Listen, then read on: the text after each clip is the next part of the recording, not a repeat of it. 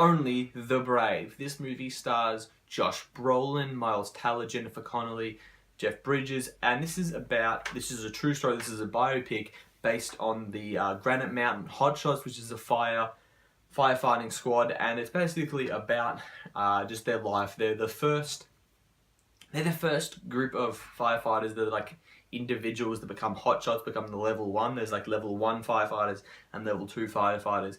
They become level 1, aka hotshots. I won't talk about that because not only do I know nothing about firefighting, is I don't want to give up too much away, but this is obviously a biopic. Some people would know the story. I did not, which was a great thing for me. This movie was thrilling. This was filmed really well. I think just visually, I think it was really cool seeing the fire scenes and stuff like that.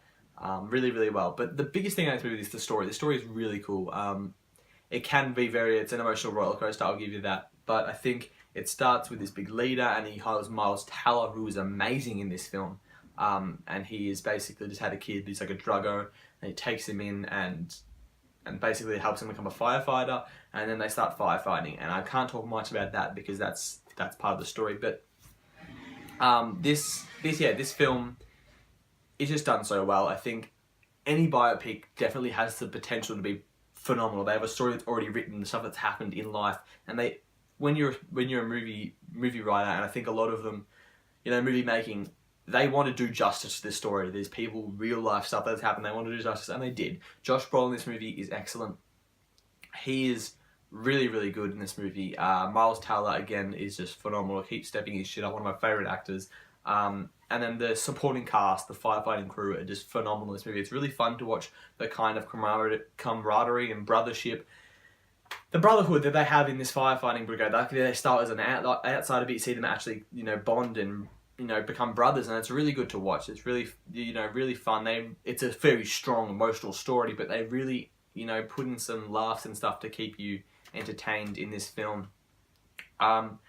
It's just a really well done film. I think this is definitely something that you can really sit and watch and kind of be not in awe of, but in suspense and be ready. And you're like, what is going to happen in this story?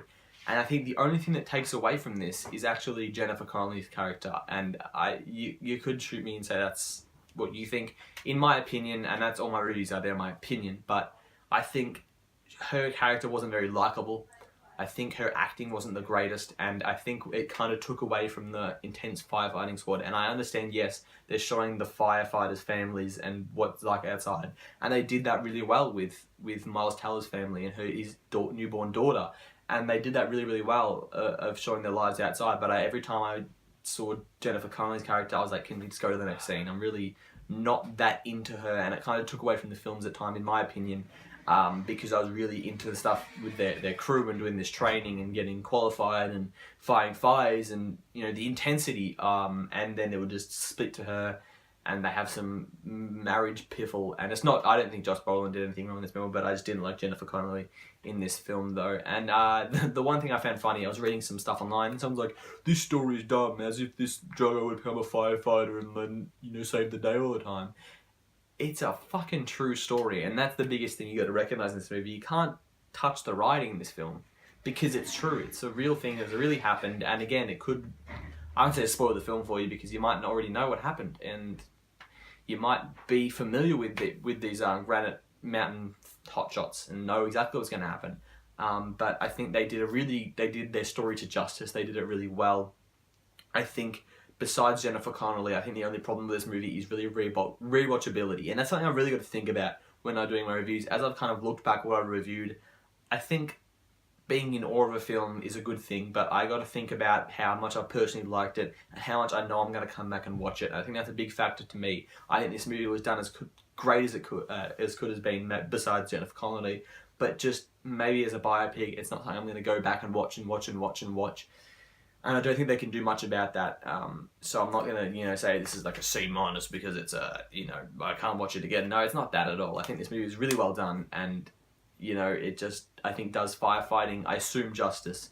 And it makes you really, get pumped up and watch these heroes kick some ass. I'm giving this movie a B. Again, guys, this could be one of the best movies of the year. I think really well made, but rewatchability has been a factor in my grade. And it probably should have been more in some of the other movies, such as Get Out and Patriots Day this year, that I've rewatched or haven't been inspired to rewatch. But they are great films when you're watching it, so you can't diss them too much, can you? No. Thank you guys for watching my review of Only the Brave. I have plenty of reviews and plenty of videos coming out on the reg at the moment. I've been killing it in December. Again, took a little bit of break in November, but I'm still killing it. Got 3 Blu-ray updates that came out. And I've just been on the hot take of just spitting out videos. And actually my last Blu-ray update was only about 11 minutes and it had 17 films, because the other one was about 15 films. But they were fucking steelbooks, so it went for a lot longer, but it isn't too long. So you guys can check out my latest Blu-ray update. So that was my latest Blu-ray reviews. There's plenty of coming. We've got Star Wars coming. I think Star Wars will be dropping a few days after I upload this one. I'm pumped. I'm ready for it, guys, and I hope you guys are ready for it. And you can press subscribe if you are ready for it. You can like, you can comment, but of course, have a good one.